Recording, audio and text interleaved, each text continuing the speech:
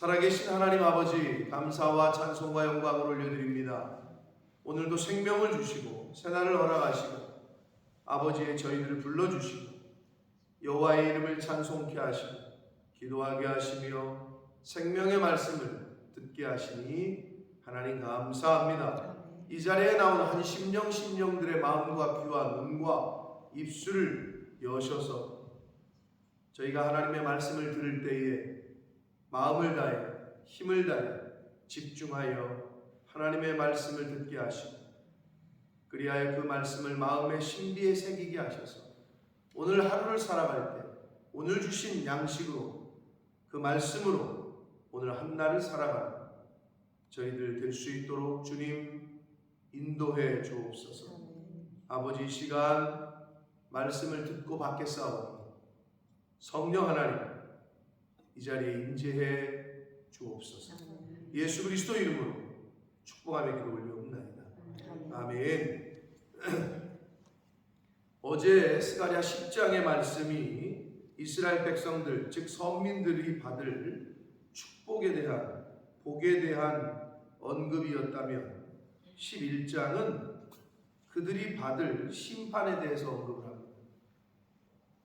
이스라엘 백성들은 바벨론이라는 회초리를 한번 맞고 나서 포로 생활을 끝내고 돌아와서 성전을 재건하는 등의 회개하는 듯한 모습을 보여요. 그런데 또 어떻게 됐어요? 메시아를 거부하고 예수 그리스도를 십자가에 못 박아 죽이죠. 그래서 어떻게 됐어요?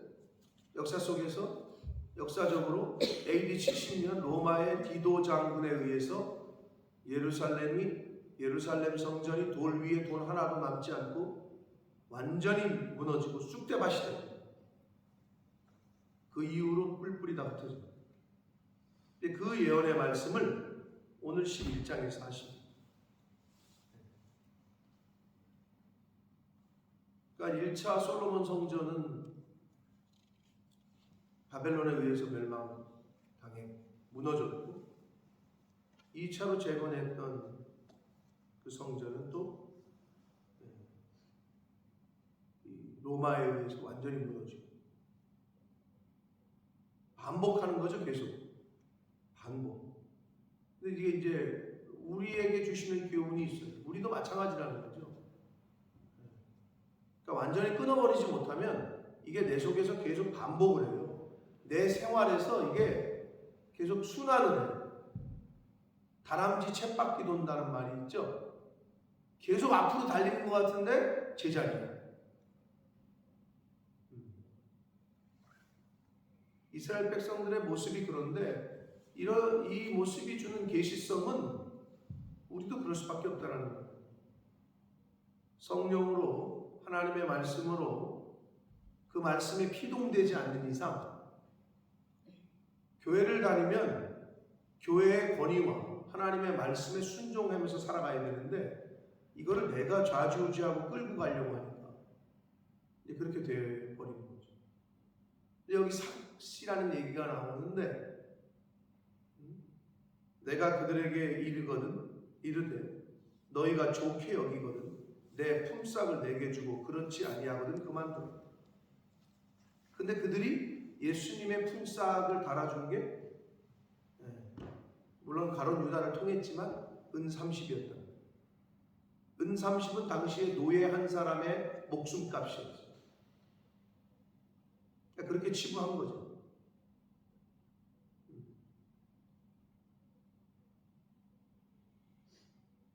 그러니까 이스라엘 백성들의 모습 속에서 이 말씀 속에서 이제 내 모습을 찾는 거고 과연 나도 그러고 있진 않은가?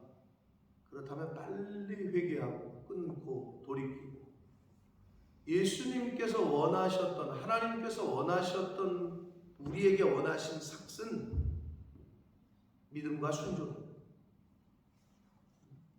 믿음과 순종을 원하십니다. 하나님은. 네. 제사보다 순종이 낫다고 얘기했어요.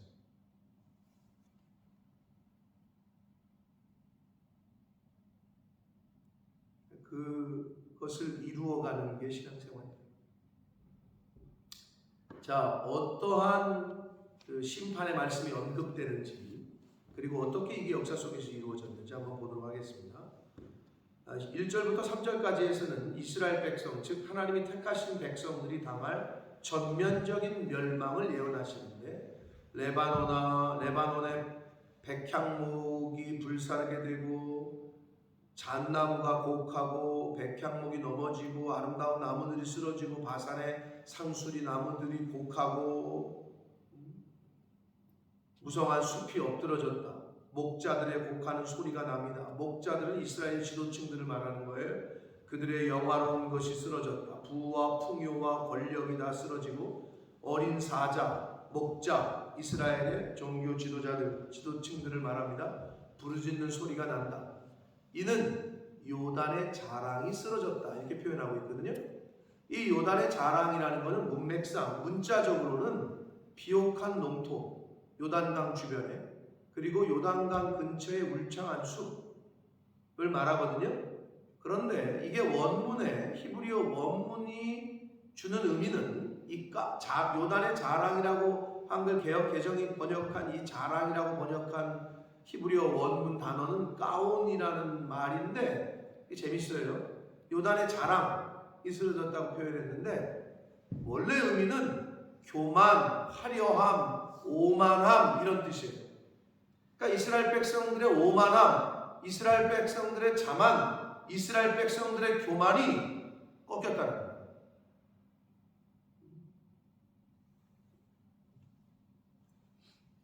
그러니까 선민들이 뭘 믿고 그랬는지 모르나 뭐 지금도 그들은 그런 의식이 있죠.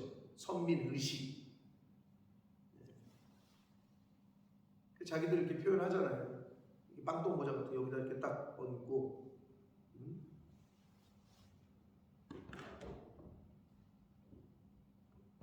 그 의식은 좋은데, 구별된 자라는 의식은 좋은데 예수를 인정을 안 하고 예수를 잡아 죽였잖아요. 그들의 교만과 그들의 오만이 쓰러졌다. 하나님을 꺾으셨다. 여러분, 교만함은 뭐 성경에 계속 강조하시잖아요. 패망이 선봉이고 넘어지기 앞잡이가 교만인데, 교만함은 꺾입니다. 하나님이 가만히 두고 보시지 않아요. 여러분, 우리 인간 사이에서도 저렇게 오만하고 오만 방자하고 교만 떠는 주변에 사람들이 있거나 친구가 있으면 어떻게 해요? 아유, 진짜 말을 섞는 것보다 보기도 싫잖아요. 우리 사이에서도. 하물며 하나님 보시기에 얼마나 그러시겠어요. 그러니까 성경에 계속 그 얘기를 하시는 거예요. 그래서 여기서도 요단의 자랑, 그게 바로 그들의 교만이에요. 자, 4절 봅니다. 여호와 나의 하나님이 이르시되 너는 잡혀 죽을 양떼를 먹이라.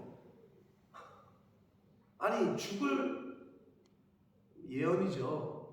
양떼긴 양떼인데 잡혀 죽을 양떼래. 이스라엘 백성들의 앞으로의 당할 일들을 말씀을 하셔요.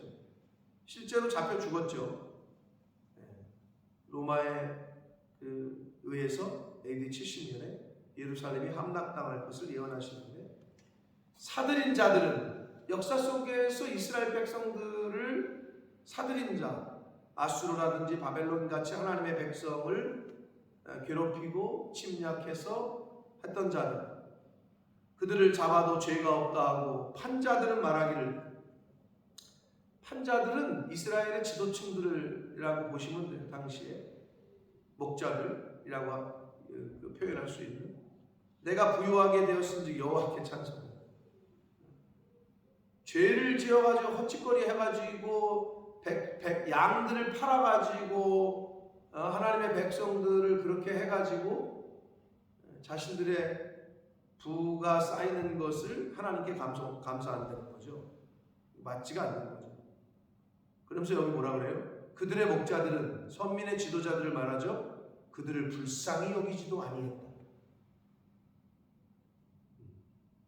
불쌍히 여기고 긍휼히 여기지도 않았다는 거예요. 여호와가 말하노라, 내가 다시는 이 땅 주민을 불쌍히 여기지 아니하고. 참 무서운 말씀이에요. 하나님의 긍휼을 거두시겠다는 거죠. 그 사람들을 각각 그 이웃의 손과 임금의 손에 넘기니 그들이 이 땅을 칠지라도 내가 그들의 손에서 건져내지 아니하는 것이다. 사랑하는 성도 여러분, 하나님의 통치를 거부한다는 것은 스스로 사단의 통치에 들어가는 걸 의미합니다. 교회의 권위를 거절한다는 것은 사단의 권위에 순종하는 걸 말합니다. 빛에 거하지 않는 건 거하지 않는다. 그 말은 어둠에 거한다는 의미죠. 그 중간은 없어요. 빛이 내 안에 떠났다는 의미는 어둠이 있다는 거죠. 어둠에 내가 있다는 걸 뜻하죠.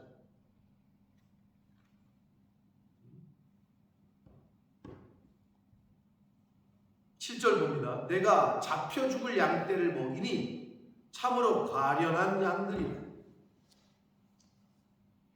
하나님께서는 그럼에도 불구하고 계속 불쌍히 여기시고 긍휼히 여기시는데 내가 막대기 둘을 취하여 하나는 은총이라 하며 하나는 연합이라 하고 양떼를 먹였다.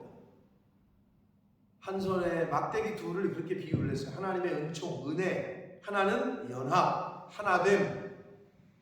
그걸로 양떼를 먹였다는 거예요.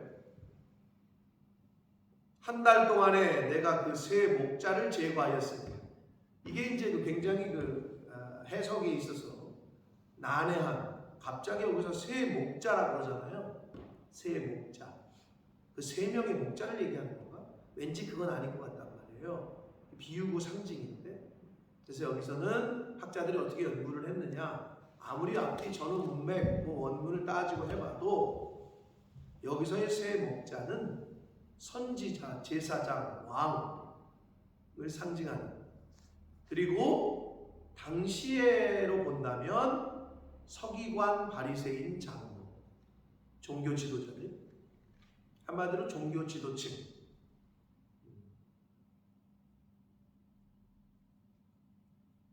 선지자, 제사장, 왕, 당시의 종교 지도자들, 그들을 제거하는데 이는 내 마음에 그들을 싫어하였고 그들의 마음에도 나를 미워했다 라고 말씀하십니다. 네. 왕이 싫어하면, 오늘날에도 대통령이 싫어하면 그 자리에서 면직을 시키죠. 어느 자리를 줬다가도 내려와 면직을 시킨다. 오늘날이야 대통령 욕해도 죽지 않지만 불과 우리나라 30년 전만, 한 40년 전만 해도 박통 때만 해도 만약에 나라를 어쩌고저쩌고 박정희 대통령 물러가라 그랬다. 쥐도 새도 모르고, 전두환 시절만 해도 군사 정부 독재 어쩌고저쩌고 떠들었다. 쥐도 새도 모르게 없어져요. 그랬던 시절이 불과 우리나라 몇 년 전이에요. 그럼 어디 가서 아오지 탄광에 보낸 게 아니라 삼천 교육대라는 걸 만들어가지고 막 끌고 가고, 왕 욕하면 그 이전에는 차명이지, 삼족을 멸했지, 반역이고 그랬잖아요. 내 마음에 그들을 싫어하였고 그들의 마음에도 나를 미워했다라고 말씀합니다. 9절 내가 이르되 내가 너희를 먹이지 아니하리라. 자, 먹고 마시는 거 내가 하는 게 아니라 하나님의 은혜로 되는 줄 믿습니다. 하나님이 먹여주시니까, 먹이게 하시는 양식도, 일용할 양식도 주시고 생명도 주시고 건강도 주시니까 우리가 먹을 수 있는 거예요. 근데 하나님이 이제 먹이지 아니하시겠대. 너무 여기서 9절이 참, 죽는 자는 죽는 대로 두겠대, 망하는 자는 망하는 대로 두겠대, 나머지는 서로 살을 먹는 대로 둘 것이에요. 하나님이 이제 거두시겠다는 거죠. 은혜와 긍휼을 거두시겠다. 그 서로 살을 먹는 대로 두리라. 이건 어떻게 성취가 됐어요? AD 70년에 로마의 디도 장군이 침략을 했을 때 예루살렘이 워낙 요새였기 때문에 어떻게 그걸 쌓아가지고, 옛날에도 그랬지만 토성을 쌓아서 쌓았죠. 그래서 모든 자원을, 공급이 되는 걸 끊었어. 그럼 성 안에 갇혀 있으면 어떻게 해? 먹을 게 없어서 애들을 잡으면 오늘은 네 아이를 먹고 내일은 내 아이를 먹자. 실제로 사람을 죽여서 인육을 먹었다는 기록이 있습니다. 그 말씀이 그렇게 성취가 됩니다. 하나님의 은혜가 떠나면, 성령이 우리 안에서 떠나면 우리의 인간이 얼마나 악해집니까? 최근에 대한민국에서 두 가지 아주 중요한 사회적 이슈를 몰고 온 사건이 있었습니다. 하나는 서초동에 있는 서희초등학교 28살인가 9살 먹은 초임 교사가 교실에서 스스로 목숨을 끊었습니다. 자기 마음을 지키지 못하고, 생명의 근원인 마음을 지키지 못하면 자기를 죽여야 해요. 초등학교 교사, 이제 사회 초년병. 근데 스스로 교실에서 목숨을 끊었어요. 지금 계속 그것 때문에 전국에 있는 교사들이 들고 일어났는데, 원인은 부모들이 계속 전화를 해가지고 너 내 아들한테 왜 지랄이야, 뭐 내 딸한테 왜, 하여튼 교권이 땅에 추락했어. 옛날에는 뭐가 하나라 그랬죠? 부모님과 군사부, 임금, 나라 임금하고 맞먹는 동급이었어. 선생님의 그림자도 안 받는다 그랬어. 요즘은 애들이 잘못이고, 애들은 어려서 잘 몰라요. 그 부모들이 잘못이야. 전화해가지고 계속 뭐라 그러는 거야. 스트레스 받아가지고 그걸 못 지켜가지고 죽어버렸네. 또 하나의 사건은 자기 마음을 못 지키면 어떻게 되느냐? 자기도 죽이지만 남도 죽입니다. 할머니한테 꾸중을 들었어요. 너 언제까지 그렇게 살래? 이 소리 들어가지고 열받아가지고 칼을 들고 가가지고 아무나 찔렀단 말이야. 그냥 길거리에. 그냥 진짜 말은 하나의 날벼락이지. 남자친구, 여자친구 둘이 있다가 뒤에 와가지고 갑자기 칼로 찌르니까 4명 중에 하나는 죽고 셋은 중상이에요. 그 욱하는 걸 못 지켜가지고 할머니한테 그 소리 들었다. 그리고 그 신림역 근처에서 그냥 진짜 묻지마 살인이지. 일면식도 없는 사람들을 죽인 사건. 그리고 태연하게 계단에 앉아가지고 경찰 오기를 기다렸다고 그러죠. 여러분, 요즘 드러나는 이런 사회 현상들을 보면 뭐 성경 그대로이고, 생명의 근원인 마음을 못 지키면 나도 죽고 또는 남도 죽이고 그렇게 돼요.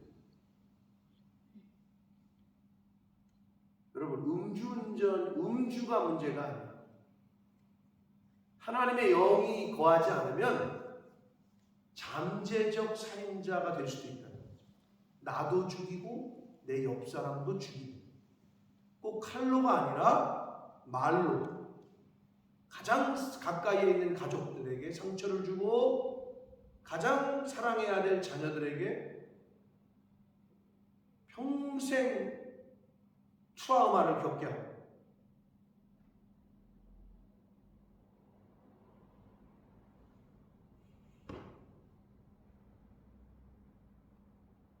요즘 주변을 바라보면 이게 얼마나 심각한지 몰라요. 하나님의 영이 거하지 않으면, 예레미야서에 그게 참 너무 상징적이죠. 하나님의 영광이 이제 생전에서 떠나 그 산에 머물러 이미 떠나는 거예요. 그러니까 우리 안에서 하나님의 성령이 거하시지 않고 내주 교통이 안 되고 떠나잖아요. 그러면 짐승처럼 되는 거예요. 인간이 짐승처럼 바뀐다. 왜? 세상에서 배운 것들이 그래도 조금 커버를 해. 학교도 다니고 뭐 이렇게 사회 활동이라는 것도 다니고 했는데, 근데 이제 그 친구는 전력이 있더라고요. 사람 죽인 그 친구는 어려서부터 소년원을 들락날락거리고 뭐 몇 차례 뭐 들락날락거리고 했다고 해. 자, 그런데 대학까지 나왔어. 그 대학까지 나온 사람들은 그 짓을 안 할까? 세상의 지식은 사람을 온전하게 바르게 할 수가 없어요. 오직 성경만이, 하나님의 말씀만이 사람을 바르게 의로 교육하기에 유익하지, 온전하게 하지, 세상의 지식은 그렇지 못하라는 걸 우리 주변에서 너무 많이 본단 말이에요. 하나님의 말씀을 듣지 않고 읽지 않고 이 하나님의 말씀이 내 안에서 떠나면, 멀어지면 그렇게 되는 거예요. 누구도 장담할 수 없어요. 그러니까 내 몸처럼 사랑해야 될 아내에게, 주의 예수님처럼 섬기라고 하신 남편에게, 하나님의 자녀라고 맡겼는데 하나님의 기업이라고 하신 자녀들에게 내 감정과 내 기분대로 막 하는 거죠. 가정폭력이 얼마나 심각한지 몰라요. 사실 모든 사회적인 문제는 거기서 일어나거든요. 가정에서. 가정은 작은 사회입니다.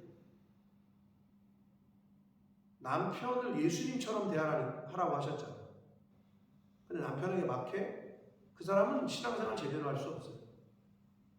아내를 내 몸처럼 사랑하라고 하나님이 말씀하셨는데 아내를 갖다가 막대해? 그 사람은 교회를 다녀도 다니는 게 아니에요. 자식을 하나님의 자녀라고 키우라고 그랬더니, 맡겼더니 지 맘대로 해? 그거는 아무리 교회에 무슨 직분을 맡고 있어도 소용없어요. 목사가 되고 뭐가 되고.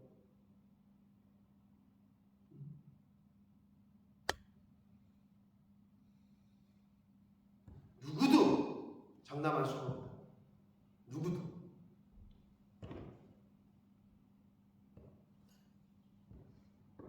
10절 봅니다. 이에 은총이라고 하는 막대기를 취하여 꺾었으니, 10절에 은총이라고 하는 두 막대기로 양떼를 먹이셨는데 은혜, 은총. 14절에 연합이라고 하는 둘째 막대기를 꺾었으니 이제 하나님이 꺾으시겠다.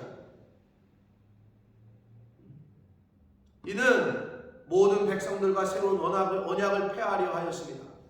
당일에 곧 폐함에 내 말을 지키던 가련한 양들은 이것이 여호와의 말씀이었던 줄 알아요. 하나님의 말씀을 지키던 마음이 있던 사람들은 하나님 말씀 그대로 되는구나 라는 거를 알 거라는 거죠. 왜 이런 일이 벌어지는지도 몰라. 세상 사람들은 지금 하나님의 말씀이 없는 사람들. 12절 내가 그들에게 이르되 너희가 좋게 여기거든 내 품삯을 내게 주고 그렇지 아니하거든 그만두라. 그들이 곧 은 30개를 달아서 내 품삯을 삼았다. 마태복음 27장에 나오는 가룟 유다의 배신을 이제 빗대서 말씀하시는데, 이제 예언하시는 부분인데, 아까도 말씀드렸어요. 하나님께서 원하시는 품삯은, 우리에게 원하시는 것은 믿음과 순종입니다. 믿음과 순종. 13절 여호와께서 내게 이르시되 그들이 나를 헤아린 바 그 삭슬 토기장에 던지라 하시기로 내가 그 30개를 여호와의 전에서 토기장에게 던졌다. 가룟 유다가 30개를 갖다가 다시 주니까 제사장들이 야 이걸 우리한테 왜 줘? 그 더러운 돈 지네가 줘놓고. 그럼 누가 더러운 거야? 더러운 돈을 준 사람이 더러운 거겠지. 근데 그 지네가 줘놓고 지네가 또 안 받아. 그래서 어떻게 그 돈으로 토기장의 밭을 산 거 아니에요. 이제 그 말씀이 그렇게 성취가 되죠. 14절 내가 또 연합이라고 하는 둘째 막대기를 꺾었다. 하나 됐던 것이 꺾였어요. 이제 폐해졌어요. 그럼 어떻게 됐어요? 이거는 뭘 의미하느냐? 영적 사회적인 분열을 의미해요. 늘 말씀드려요. 가정에 하나님과 내가 연합이 안 되는 사람들이 모여있는 곳에는 절대 하나가 될 수가 없어요. 부부도 마찬가지야. 가정도 마찬가지야. 남편과 아내가 하나가 안 되고 부모와 자식이 하나가 안 되고 형제와 형제 사이에 하나가 안 되니 아무리 돈이 많아도 그것 좀 더 갖겠다고. 지금 LG가 또 사회적 이슈 아니에요? 구본모 회장 돌아가시고 나서도 자녀들이 지금 소송을 걸고 있어요. 서로. 네가 더 가져가야 되니 내가 더 가져가야 되니 뭐 이러면서. 야, 우리는 없어봐가지고 잘 모르겠지만 그냥 형이 더 가지세요. 동생 네가 더 가져라. 이게 안 되는 거지.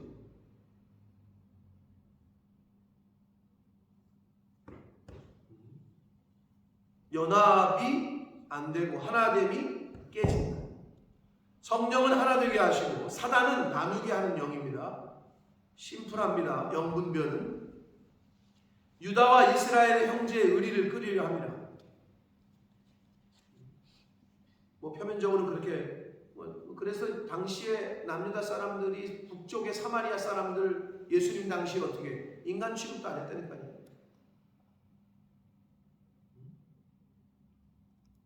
왜 사마리아 사람들하고 대화를 하냐 이렇게 말할 정도로.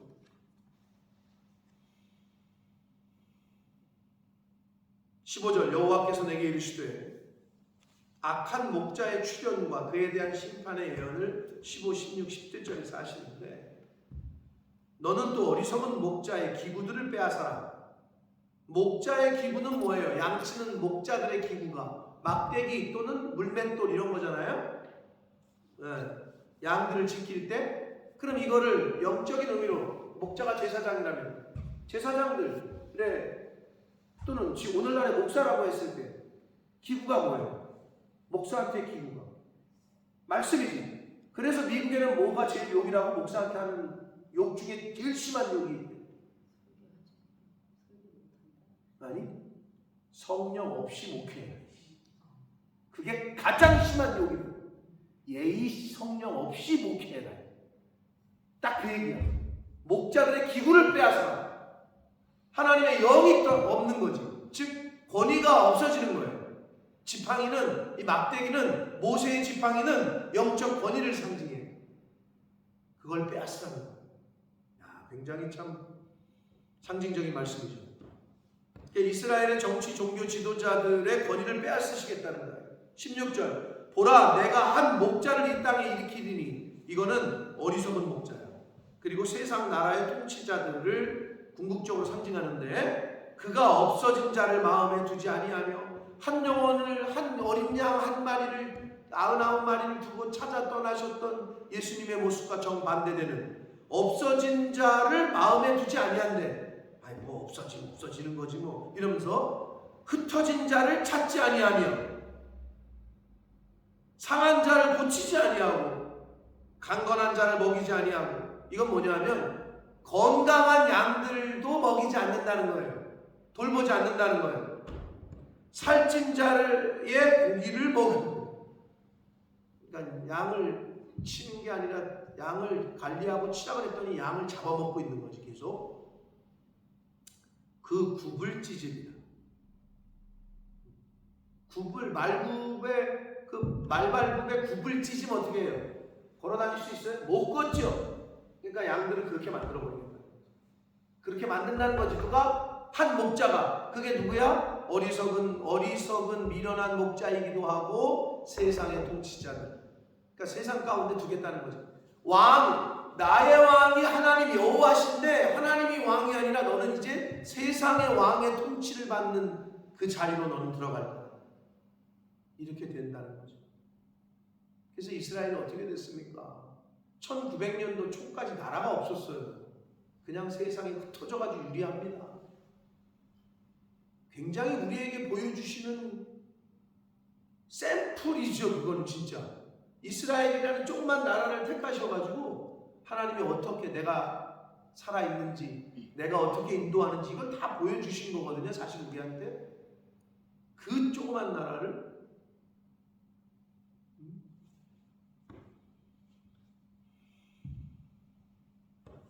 악한 목자가 출현하고 그에 대한 따르는 심판의 예언을 하시고 17절 화 있을진저 양떼를 버린 못된 목자. 직접적으로 말씀하십니다. 양떼를 버린 못된 목자요. 칼이 그의 팔과 오른쪽 눈에 내린.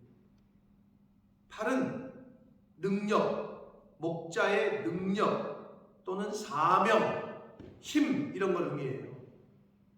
이제 그런 게 그 팔이 아주 마르게 되겠고 힘을 잃는다는 거죠.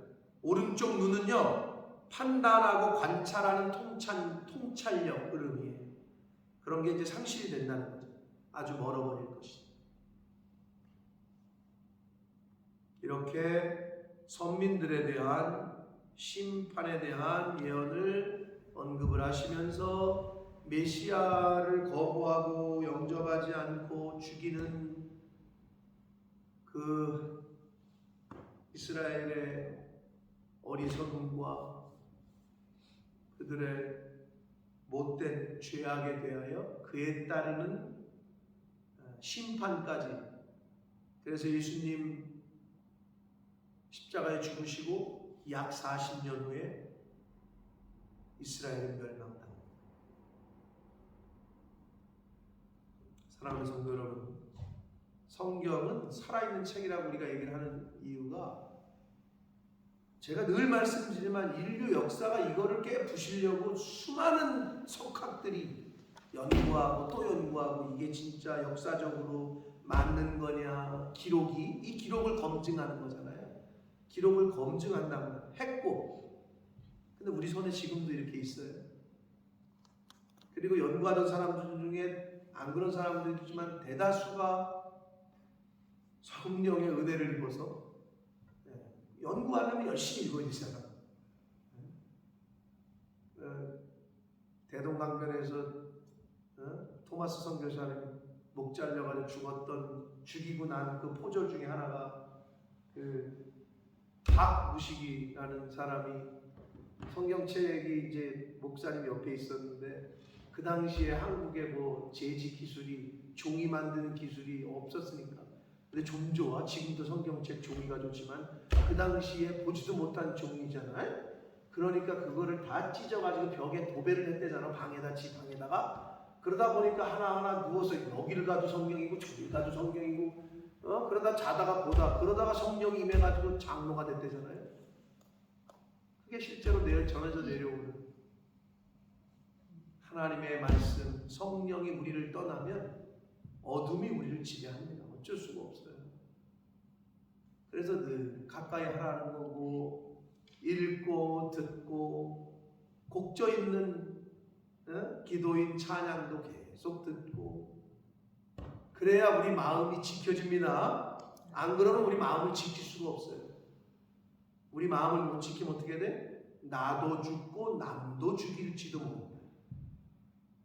명심하셔서 하나님의 영이 떠나지 않도록, 말씀 안에, 내가 내 안에, 네가 내 안에 하나됨, 연합함, 이거를 늘 가슴에 새기시고 그렇게 살아가는 저와 여러분 되시기를 예수 그리스도 이름으로